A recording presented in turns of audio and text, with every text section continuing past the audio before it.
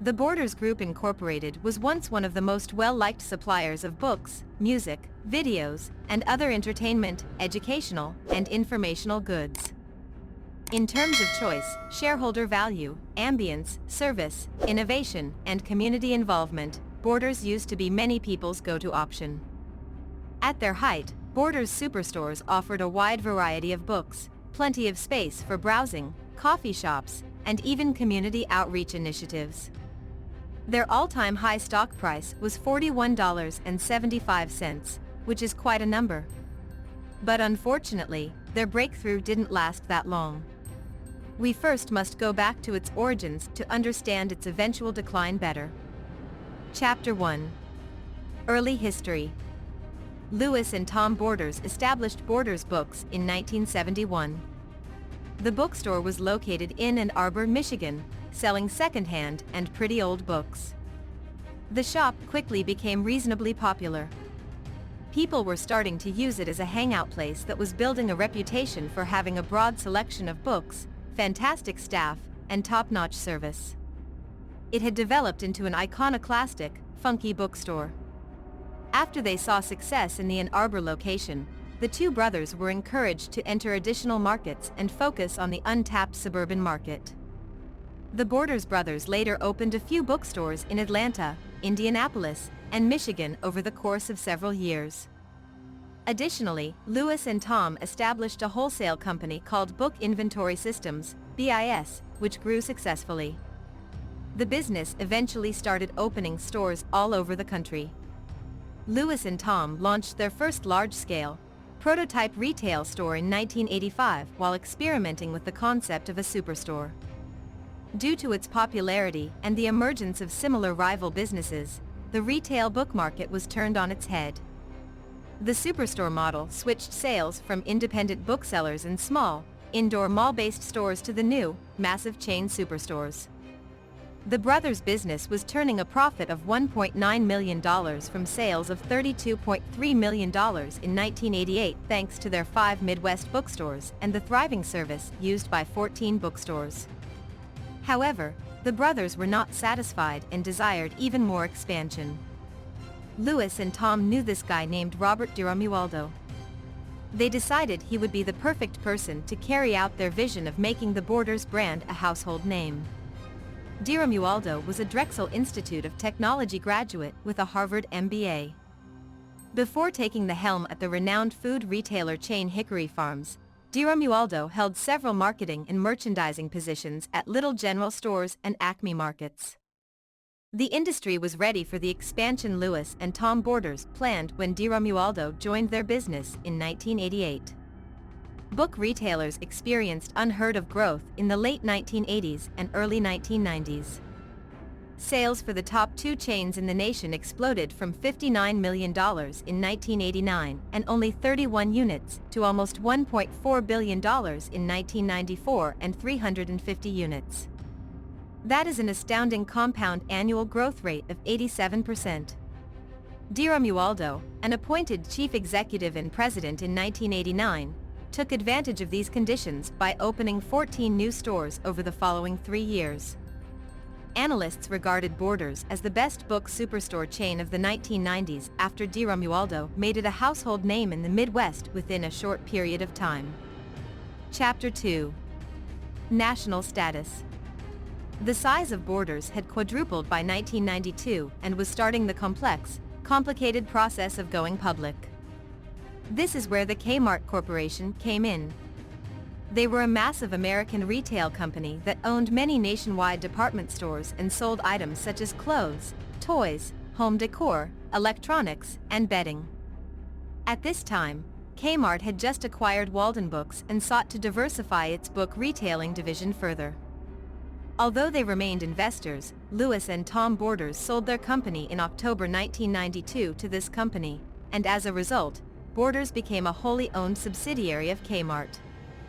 The company calculated that its net sales had increased by 15.8% in 1993, which brought its total sales to $224.8 million. In 1993, the company implemented several changes, including updated cash registers and a human resources division. They also made new official employee training courses and, most importantly, added music to the store's stock. Borders Group Incorporated was established in August 1994 due to Borders and Walden Books' merger to elude Kmart eventually. The business developed into a mecca for automated books and music during this time. By the end of the year, Borders had purchased a Planet Music outlet and 5 CD superstores. They soon added another 32 new Borders superstores and 4 Planet stores to the company. The group procured $1.5 billion in sales in 1994 using a very advanced computer-based inventory and merchandising system. It produces the foremost revenues in the industry but gained its success by recognizing and encoding up to 55 categories known as seasonal patterns that can be followed to accommodate even higher purchases of evergreen books without jeopardizing the possible future business. Kmart had a rift ending with the formation of Borders Group Incorporated, and by a public issue of company shares in May 1995, financial terms were determined. Furthermore, 2 months after that, Borders announced that it would acquire Kmart's 13% stock amount. Despite some difficulties encountered during their transition into a large chain, many who had stayed with the company since its early days continued to benefit from the earlier agreement made in the Kmart acquisition concerning employee rewards. This all changed in 1994 when the main building operated by Lewis and Tom in Ann Arbor was forecasted to be renovated by relocating it into an old department store. Although the anticipated Borders Books and Music store expanded considerably compared to the first, which was only for books spanning impressive 45,000 square feet interior, it could not match up to the cozy ambience bordering the original flagship. Despite advantages such as enhanced recreational space and ubiquitous espresso bars, this newly envisaged retail platform fails to retain elements of its former persona. The new store, Borders Books and Music, as opposed to just selling books, may have been a vast 45,000 square foot space with some added benefits such as espresso bars, but it still lacked the charm that had tied its predecessors of only books in a much smaller interior. Despite this, it was evident that Borders had perfected its approach to giving shoppers what they wanted and needed. As well as its cutting-edge inventory and ordering scheme, the mighty army of staff employed by Borders was another one of its hallmarks. Most of them were full-time workers with college qualifications, who all went through training on books and music theory before being hired. The bookstore chain was renowned for its stellar customer service, providing patrons with generous perks ranging from tracking down rare books to hosting fun community events like story readings for little kids and civil poetry recitals. Borders' selection spectrums included varying kinds of edifying and information-packed aids such as videos, CD-ROMs, and a homely atmosphere that invited customers to stay. Their hailed introduction of espresso bars, the first in the commercial sector before it became widely imitated, went from an infusion annexed with a miscellaneous expense to giving annual benefits up to $20 million. In 1995, most of the organization's 88 superstores included espresso bars, and all new establishments were expected to have them. In 1996, the Borders Superstore prototype unveiled an extensive infrastructure measuring 30,000 square feet, significantly more significant than the typical megastore of competitor Barnes & Noble. Doors opened with an inventory featuring 128,000 books and 57,000 pre-recorded music titles, pursued at a considerably expensive cost of $2.6 million. After being constructed primarily during the early 90s, Borders superstores saw quick and instant success by 1996. Revenue figures for the completion of 1995 added up to approximately $1.6 billion for Borders Group, with Music and Borders bookstores taking almost $622.6 million, which is 63.4% more than their 1994 earnings. The superstores paid tax 39.6% to the group's sales no less, also dramatically improving on 12.2% from their 1994 triumphs. Industry analysts ranked Borders superstores second only to Barnes & Noble in sales and praised their more comprehensive range of products. The bookseller was expected to surpass its rival shortly. To finance its expansion plans across the nation, Borders intended to leverage the financial stability of Walden Books, a subsidiary. The company planned to open between 30 and 35 new superstores in 1996 and continued the trend of adding 35 to 40 new stores per year until the end of the decade. Borders aimed to become the top book retail chain in the country and establish itself as a significant player in the industry. Chapter 3. The Decline. During the late 1990s and early 2000s, the book industry faced numerous challenges, including declining stock prices and financial struggles for online businesses. Borders Group faced particular difficulties as its management faced criticism from shareholders. Independent booksellers took legal action against the big chains, alleging unfair deals with publishers that stifled competition. In June 2001, Borders was ordered to pay a settlement of $2.5 million to the American Booksellers Association, ABA, in response to these claims. In the year 2000 was a difficult time financially for book retailers, including Borders Group Incorporated. Despite the company's stock price dropping 28.1%, its sales and earnings during the last quarter of the year increased by 18%, and its annual sales at superstores rose 14% compared to the previous year. However, the company's online presence through its website Borders.com proved to be a struggle. Despite a sales increase in the fourth quarter, the site posted an annual loss of $27.4 million.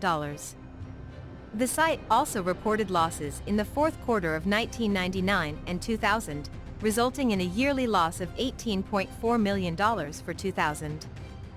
Borders entered the online bookselling market later than its major, already established competitors.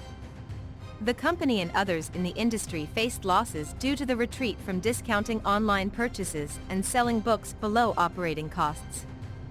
Online sales decreased significantly as online sellers, including Borders, ceased offering discounts and incentives.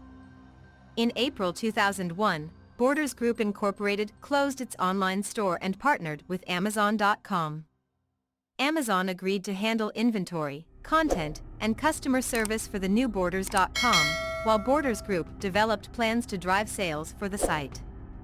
In 2000, Borders Group faced criticism from shareholders Alan and Barry Lafer, who held a small percentage of the company's shares. The Lafers had previously suggested that the company consider strategic options, including a potential sale, due to its slow growth in the previous fiscal year. The company hired Merrill Lynch to evaluate these options, ultimately remaining independent. The Lafers then accused the company's management of being weakened by the part-time employment contracts of its top executives, claiming that this leads to lackluster results. In 2004, the conflict between Borders and its competitor, Barnes & Noble, became evident in its financial results. Borders failed to meet its goals by a large margin and continued to fall behind Barnes & Noble. Despite this, Joe Sfoix remained at Borders and was even promoted to chairman in 2002. However, after 2 poor quarters with losses, he stepped down in 2006 and was replaced by George Jones. Jones immediately made changes, including taking back control of their online business from Amazon and selling most of their international operations. He also reduced the size of their music offerings. Over the next few years, the decline in music sales outweighed the steady performance of their core book business. Book comparable store sales increased slightly, while music comparable dropped significantly.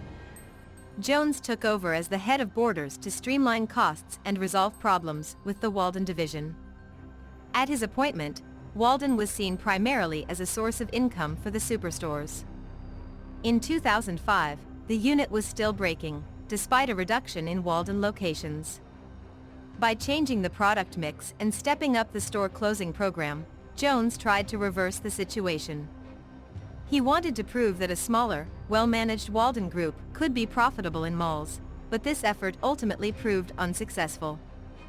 To cut costs and debt, Jones made a critical mistake by reducing inventory, which led to a diminished selection of titles in the superstores and a disappointing holiday season for the company. In January 2009, Ron Marshall was hired as the new CEO of Borders, focusing on hastening cost cuts, closing Walden stores, and enhancing the company's in-store operations, which publishers had criticized as a weakness. Although Marshall's actions reduced the company's losses during his tenure, they did not stop the decline in sales.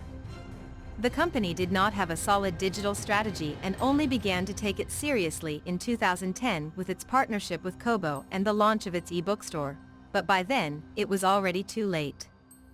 Beginning on July 22, 2011, Borders started shutting down its remaining 399 stores in a phased manner.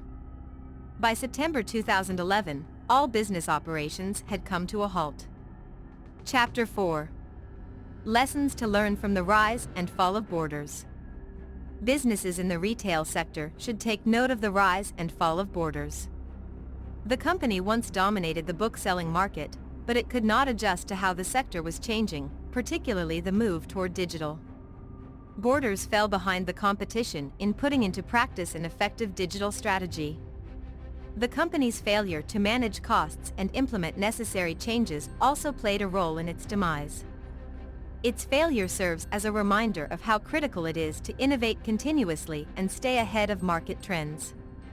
Additionally, it serves as a reminder that businesses should approach problems early rather than after they become too big to handle. Furthermore, maintaining strict cost controls and making difficult decisions, even when they might cause short-term losses, can ensure a company's long-term success. Overall, the fate of Borders should serve as a warning to businesses to be watchful and adapt to a rapidly changing environment.